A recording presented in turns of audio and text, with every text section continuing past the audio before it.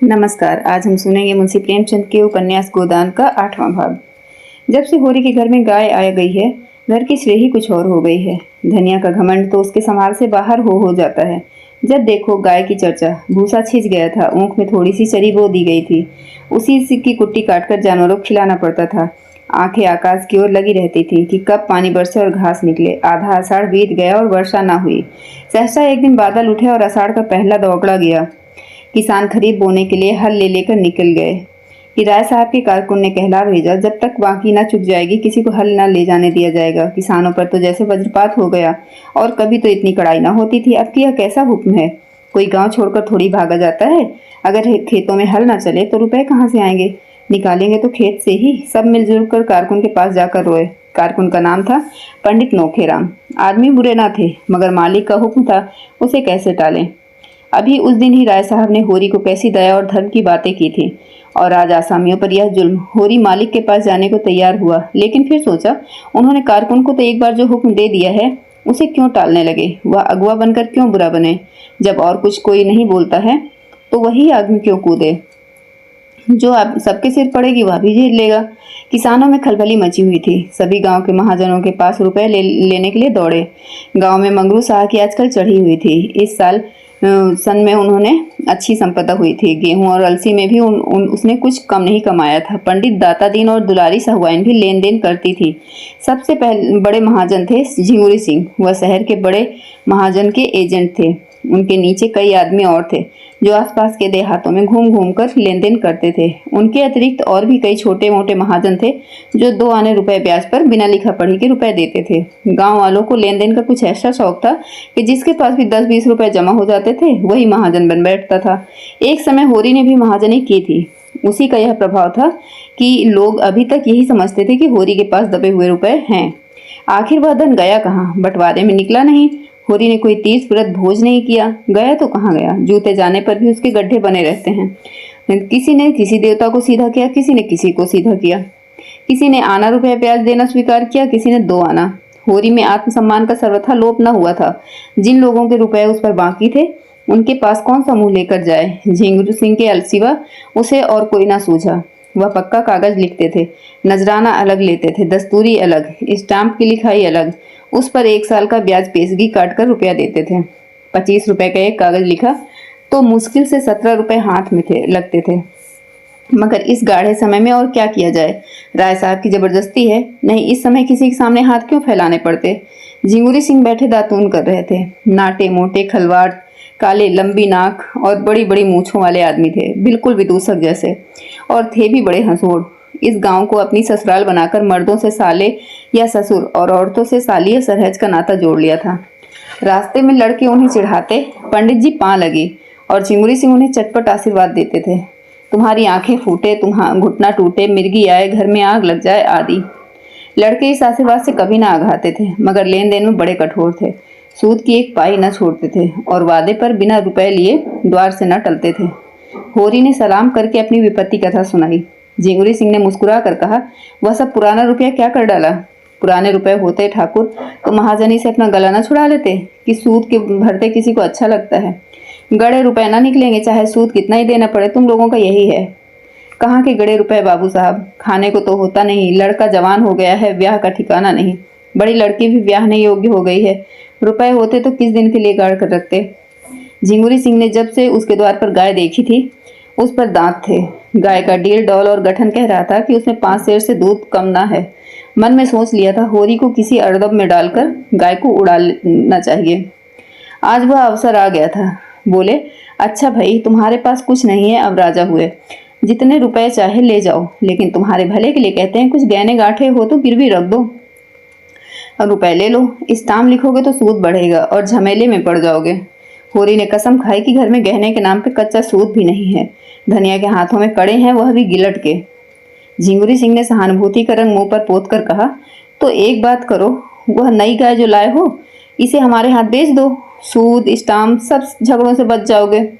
4 आदमी जो दाम कहेंगे वह हमसे ले लो। हम जानते हैं कि तुम उसे अपने शौक से लाए हो, लेकिन लाए हो और बेचना भी नहीं चाहते, लेकिन यह संकट तो टालना ही पड़ेगा।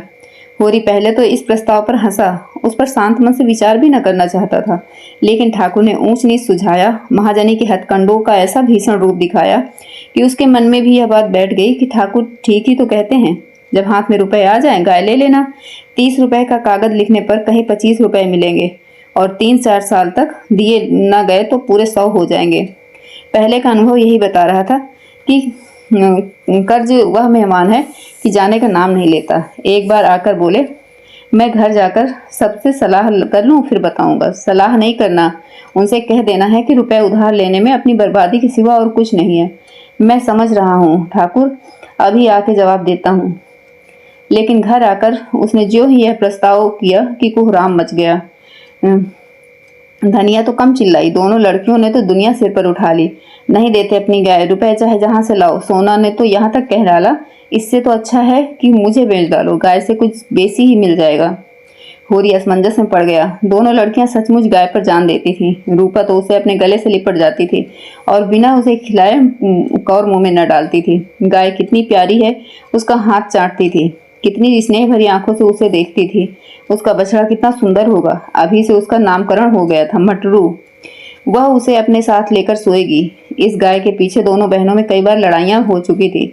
सोना कहती मुझे ज्यादा चाहती है, रूपा कहती मुझे।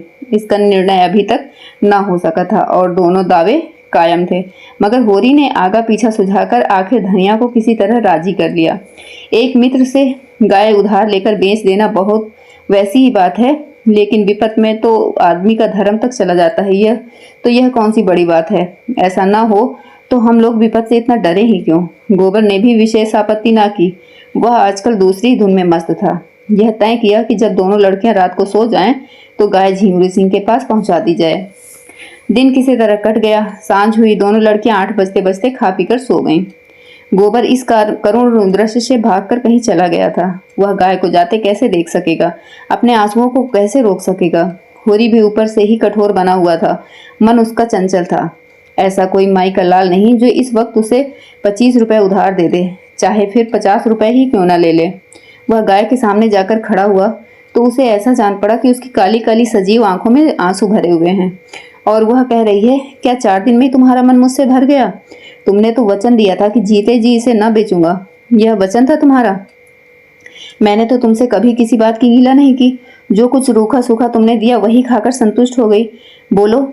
धनिया ने कहा, लड़कियां तो सो गई हैं, अब इसे ले क्यों नहीं जाते? जब बेचना ही है तो अभी बेच दो। होरी ने कांपते हुए स्वर में कहा, मेरा तो हाथ नहीं उठता धनिया।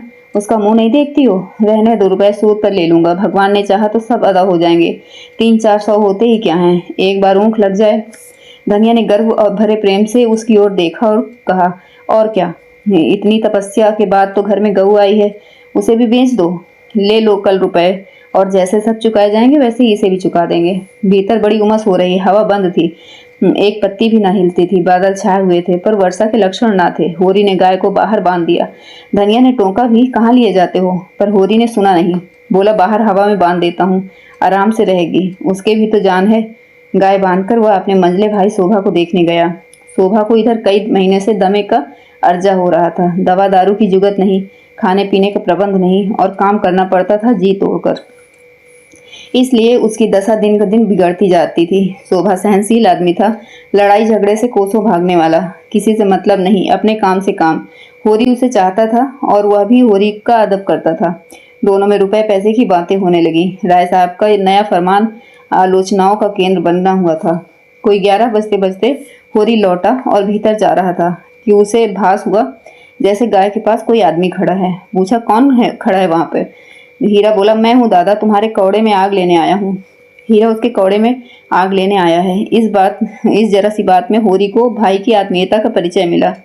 गांव में और भी तो कौड़े हैं, कहीं भी आग मिल सकती थी। हीरा उसके कौड़े में आग ले रहा है तो अपना ही समझ कर तो सारा गांव इस कौड़े में आग लेने आता था। गांव में सबसे संपन्न यही कौड़ा था। मगर हीरा का आना दूसरी बात थी।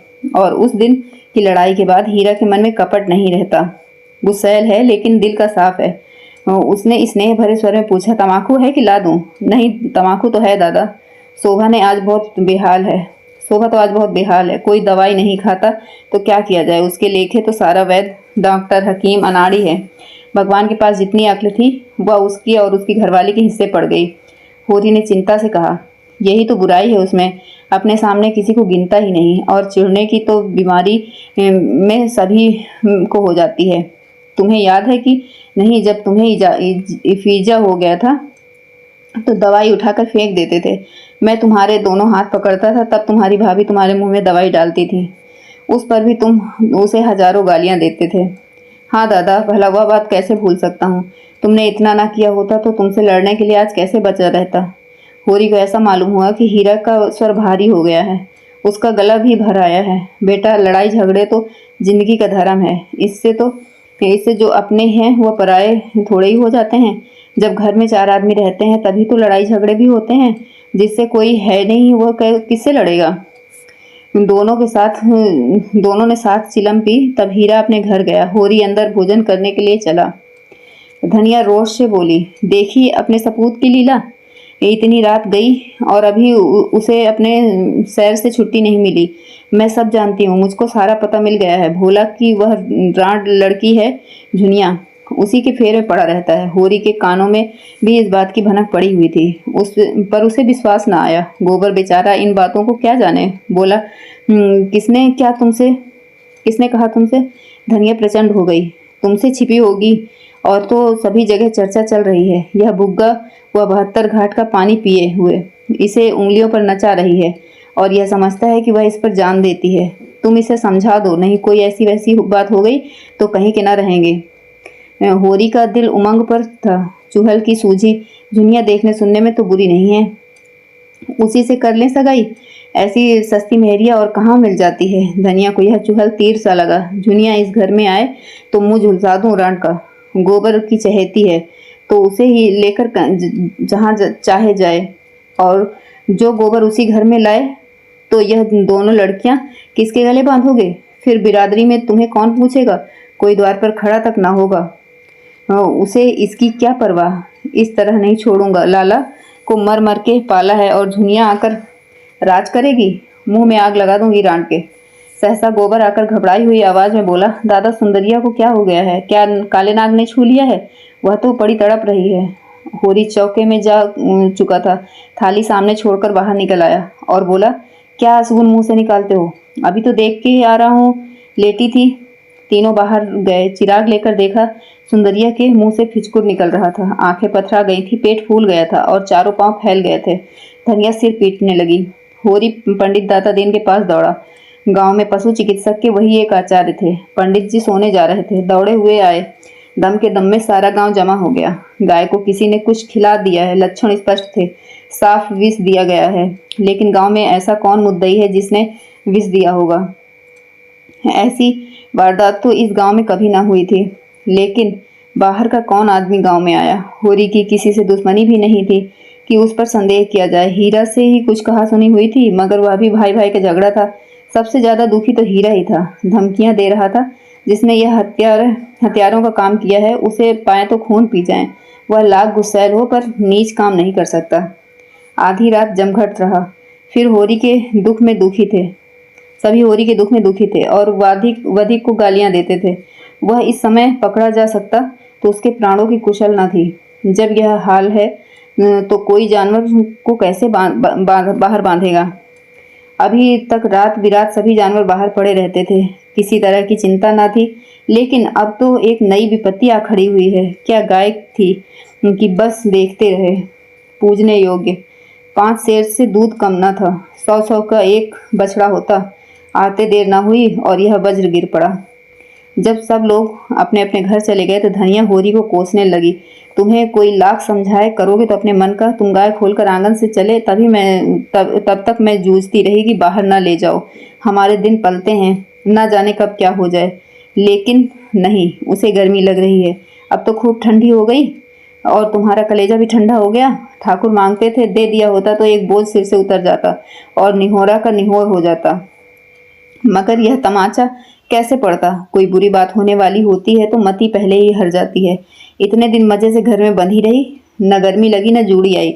इतनी जल्दी सबको पहचान गई थी कि मालूम ही ना होता था कि बाहर से आई है। बच्चे उसके सींगों से खेलते रहते थे, सिर तक न हिलाती थी। जो कुछ नान में डाल दो चाट पोंछ कर साफ कर देती थी।